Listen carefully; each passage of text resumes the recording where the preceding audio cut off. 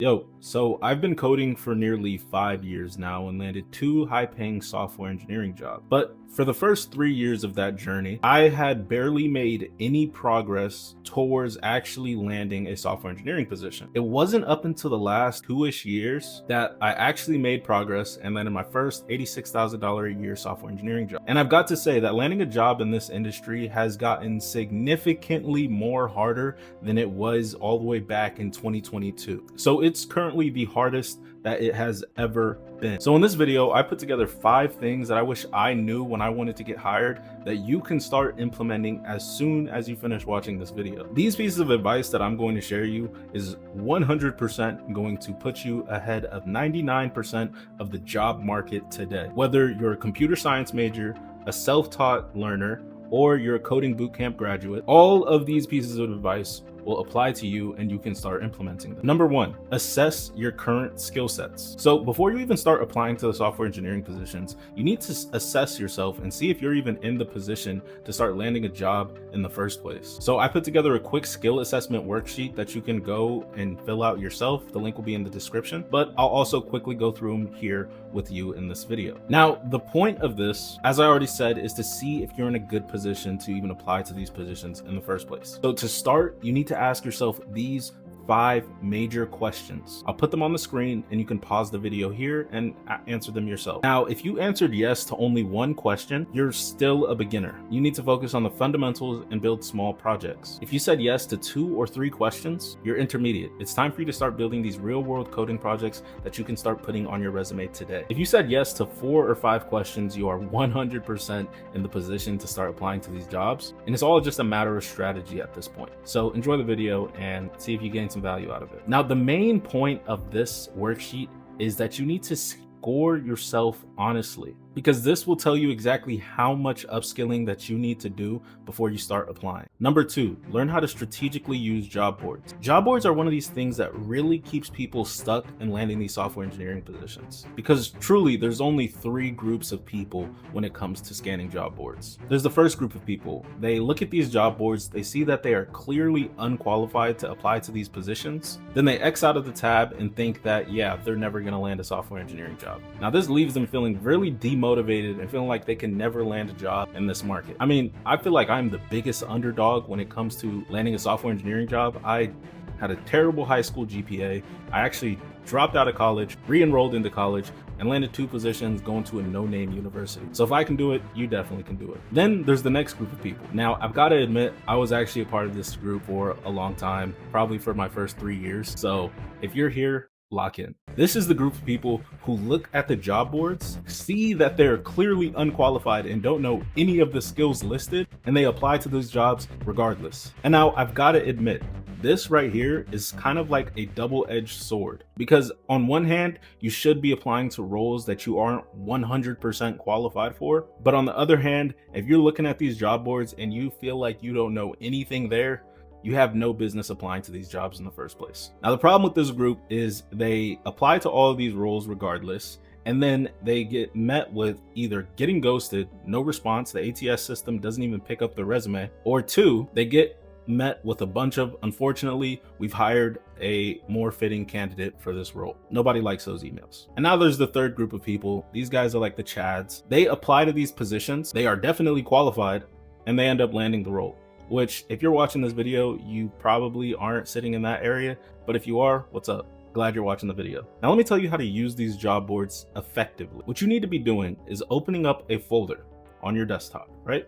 And then in that folder, you scan these job boards of your specific job that you want to get, whether it's a front end, back end, full stack, whatever the case may be. You screenshot all of these positions that you are specifically applying for, that you want to land a job in. You screenshot them, and then you go through them manually and highlight each skill that is recurring.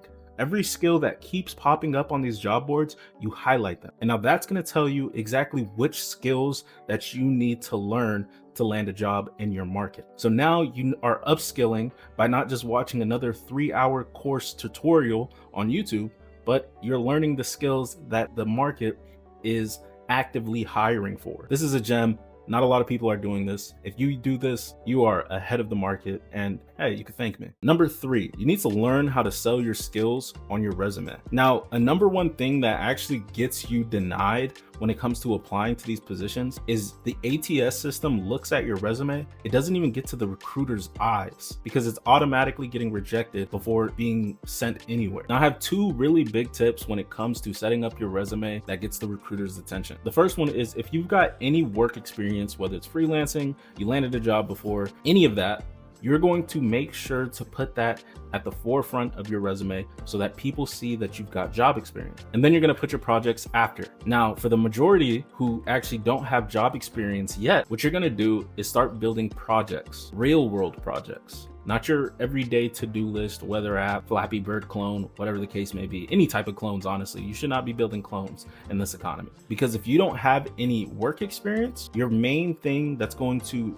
differentiate you from the crowd is how good your coding projects are. So what you should be doing is maybe spending a month or 2 building these real world coding projects, building really good quality coding projects that are showing your creativeness, showing your ability to solve problems, and showing innovation. And if you don't know how to create these coding projects, I created an entire guide on how to create coding projects that makes the recruiter say yes. Now, I recently created the Developer Accelerator, and by following the step-by-step guide, you'll know exactly what to do in your next job hunt to make you feel more confident in applying to these software engineering roles. In this guide, there's a full resume and LinkedIn optimization checklist worksheet that you can use to make sure that your resume is ATS resistant and your LinkedIn profile stands out amongst the crowd. There's also an optional one-time offer in there for a 90-minute one-on-one call with me, where you and I come together and create you a software engineering job hunt action plan. Now, this action plan call is a 100% personalized plan to help you land your software engineering job. I'll look at things like your current skill sets, what the market is looking for.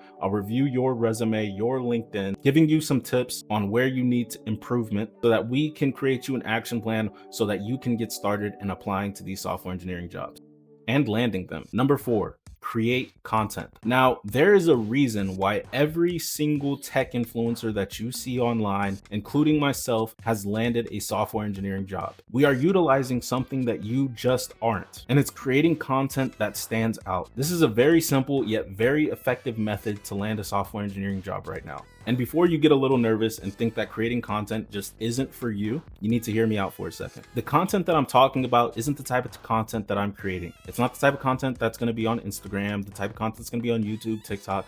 Unless you want to, that's great. But the type of content that we're going to be creating is LinkedIn content. Honestly, if I were to start this entire journey over and I had my eyes on landing a software engineering job, the number one place that I'd go to when it comes to creating content would be LinkedIn. And the thing about this, it'll only take you 10 to 15 minutes to start creating a piece of content and posting it on there. Here's 3 simple content ideas that you can start creating for your LinkedIn post. I'll put it on the screen. You can pause the video, screenshot, take a picture, whatever you want to do. And number 5, network like a pro. Now, this right here is very important, and you can network in so many different ways, but I'm going to show you 2 ways that you can start this week. The first one, like I said, is going to be like creating content on LinkedIn. Not only are you going to create content, but you're also going to network with some of the people, and you're going to connect with the hiring managers. You're going to like their posts, comment on their posts, send them outreaching messages. You're also going to network with the people who work at that specific job that you want to work at so that you can get a potential referral.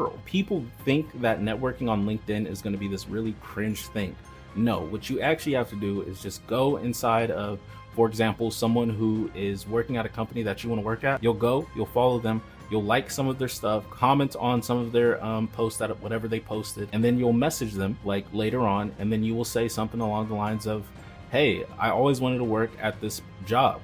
Can you tell me what it's like working there? Now, not only will you just be networking, but you might even make a nice friend. And another method of networking is going to events. Now, this is something that I just started utilizing more. It's going to these like hackathons and going to these events or these workshops in your area. Now, this is amazing because you meet some really cool people. The last networking event I went to, I met the founder of Tool House, and we created like a brand deal together. So it's pretty sick. You should just go there, pop up with your friends or by yourself. I've seen some people who just popped up, they didn't even have any friends over there. Just going to these events, meeting people, boom, that's an amazing way to network. Now, your job, since you made it to the end of this video, is to implement at least 2 out of the 5 things that I shared here. And if you do, I guarantee you that you are going to start seeing some serious results in your job hunt. And also drop a comment, let me know how your coding journey is going, how you're applying to these software engineering jobs. I'll be replying to all comments. Until next time, peace.